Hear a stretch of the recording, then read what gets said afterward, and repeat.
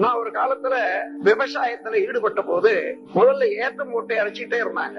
அப்போ அந்த ஆட்கள் சொன்னாங்க, ஐயா இதை எடுத்துட்டு கவலையை போட்டோம்னா ரொம்ப நல்ல பாய்ச்சலுக்கு உதவும், இந்த 5 ஏக்கருக்கும் கூட அப்பப்ப தண்ணி பாய்ச்சிக்கலாம்னு சொன்னான். சரின்னு போட்டோம். இது காலையில இருந்து 6 மணி வரைக்கும் இறைப்பாங்க. 6 மணி நேரம் தண்ணி இருக்கும். மறுபடியும் ஒரு 4 மணி நேரம் விட்டு வைப்பாங்க.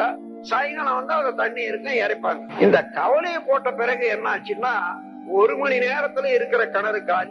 அதுக்கப்புறம் சாயங்காலம் வரைக்கும் சுரக்கும். அதன் பிறகு ஒரு 1/2 மணி நேரம் இறைக்கிறதுக்கு தான் தண்ணி இருக்கும். அப்பதான் கவலை என்றதுக்கு அர்த்தம் புரிஞ்சது. ஒரேடியா கிணத்துல இருக்கக்கூடிய தண்ணியை வாரி கொட்டி வறட்டி விடுகிறதே, இதே போல மனித நிலம் உள்ள ஒரு ஆற்றல் முழுமையும் வறட்டி எடுத்து விடுகிறதுனால அதுக்கும் கவலைன்னு பேர் வச்சாங்க என்று அதுவும் ஒரு கற்பனை தான்.